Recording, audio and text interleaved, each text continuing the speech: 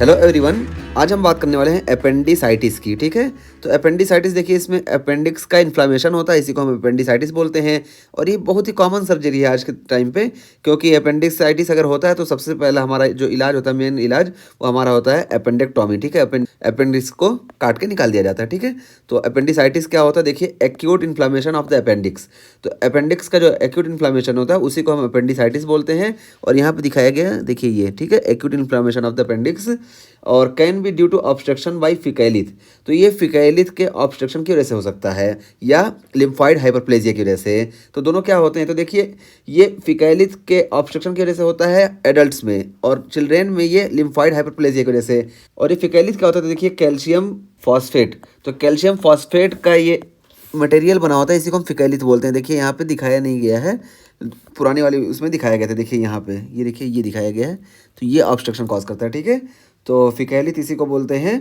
तो फिकैलिथ की वजह से जो होता है, ऑब्स्ट्रक्शन हो जाता है हमारे अपेंडिक्स में, और ये एडल्ट्स में कॉमन होता है, इस वजह से इन्फ्लामेशन देखने को मिलता है। और चिल्ड्रेन में बात करें तो लिम्फाइड हाइपरप्लेजिया की वजह से ये अपेंडिसाइटिस देखने को मिलता है।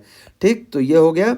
और उसके बाद फिर देखिए क्या बताया गया कि प्रॉक्सिमल अपेंडिसिल ल्यूमन ऑब्स्ट्रक्शन। ठीक है, तो प्रॉक्सिमल अपेंडिसिल, मान लो अपेंडिक्स ये है, तो प्रॉक्सिमल यहाँ पे ल्यूमन का ऑब्स्ट्रक्शन हमको देखने को मिलेगा। और जिसकी वजह से क्या होगा, क्लोज्ड लूप ऑब्स्ट्रक्शन। तो जब यहाँ पे ऑब्स्ट्रक्शन हो गया तो ये अपेंडिक्स हमको मालूम है कि क्लोज लूप होता है। तो ये देखिए, मान लो अपेंडिक्स ऐसे है, ठीक, तो और यहाँ पे ऑब्स्ट्रक्शन हो गया। ठीक है, यहाँ पे ऑब्स्ट्रक्शन हो गया, तो ये क्लोज लूप ऑब्स्ट्रक्शन हमको देखने को मिला। ठीक है, देखिए क्लोज लूप ऑब्स्ट्रक्शन। तो यही हुआ, इसकी वजह से क्या होगा, इंक्रीज इंट्राल्यूमिनल प्रेशर। तो यहाँ का प्रेशर जो होगा वो इंक्रीज हो जाएगा, जिसकी वजह से क्या होगा, stimulation of visceral afferent nerve fibre. तो विसरल एफरेंट नर्व फाइबर यहाँ की जो है ये स्टिमुलेट होंगी, और ये क्या है, T8 to T10। ठीक है, ये स्टिमुलेट होंगी, जिसकी वजह से क्या होगा, initial diffuse periumbilical pain. तो शुरू में डिफ्यूज पेरी अम्बेलिकल पेन हमको देखने को मिलेगा इसी की वजह से। और फिर इन्फ्लामेशन जब और ज़्यादा बढ़ेगा ना, तो क्या है, इन्फ्लामेशन एक्सटेंड टू सिरोसा। ये इन्फ्लामेशन यहाँ का जब ये सिरोसा तक इन्वॉल्व हो जाएगा, पहले क्या है, म्यूकोसा में रहता है, म्यूकोसा का सब म्यूकोसा, फिर मस्कुलरिस, और जब सिरोसा भी इन्वॉल्व हो जाता है ना, तब क्या होगा, तो देखिए बताया गया कि inflammation extend to serosa and irritate parietal peritoneum. तो पेराइटल पेरिटोनियम को स्टिमुलेट करेगा, क्योंकि जब सिरोसा इन्वॉल्व होगी तो सिरोसा के बाद पेराइटल पेरिटोनियम ही आएगा। तो पेराइटल पेरिटोनियम जब इन्वॉल्व होगा तो क्या होगा, हमको pain localise to right lower quadrant. ठीक है, तो राइट लोअर क्वाड्रेंट में पेन लोकलाइज हो जाएगा। तो इसी को हम बोलते हैं मैक बर्नी पॉइंट। ठीक है, मैक बर्नी पॉइंट पे हमको पेन देखने को मिलेगा। मैक बर्नी पॉइंट क्या होता है, तो देखिए बताएगा कि distance from right anterior superior iliac spine. तो मान लो ये एंटीरियर सुपीरियर इलियक स्पाइन है, ठीक है, और ये जो है हमारी एम्बेलिकस है। ठीक है, तो यहाँ से देखिए, यहाँ से यहाँ तक की ये जो लाइन है ना, इसमें 1/3 का जो स्पेस आता है, इसी को हम बोलते हैं मैक बर्नी पॉइंट।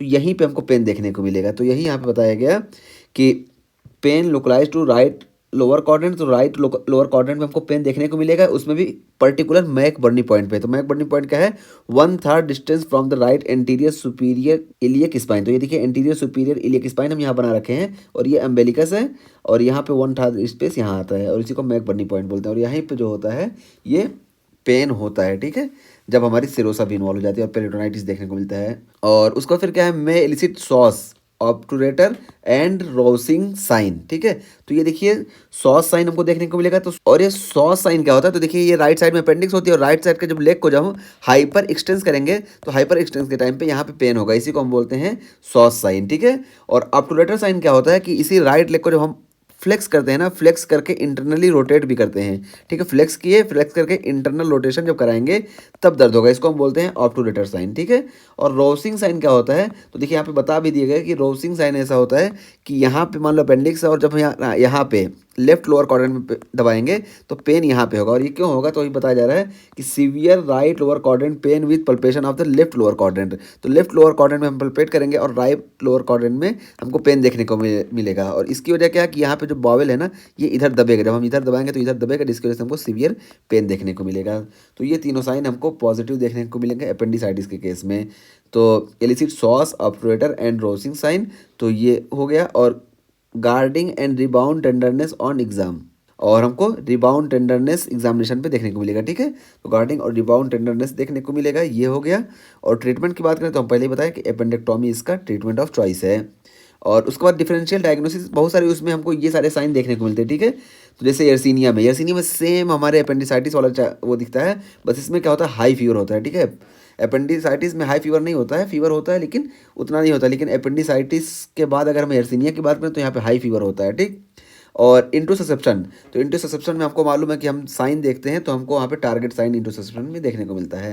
तो इंटोससेप्शन भी हम सस्पेक्ट कर सकते हैं क्योंकि सेम फीचर हमको उसमें भी देखने को मिलता है।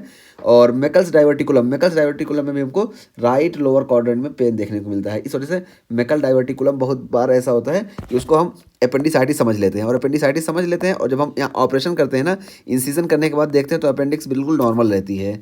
तो हमें घबराना नहीं चाहिए इस टाइम पे, बस हमको फ़ौरन यहाँ से अपेंडिक्स जो है ना, ये इलियोसिकल जंक्शन है, यहाँ से 2 फीट की दूरी पे हमारे मैकल्स डाइवर्टिकुलम प्रेजेंट होता है। हम मैकल्स डाइवर्टिकुलम देख लें और वहाँ पे हमको मैकल्स डाइवर्टिकुलम दिख जाएगा, और उसी वजह से पेन होगा तो हम मैकल्स डाइवर्टिकुलम को ट्रीट करें, ठीक।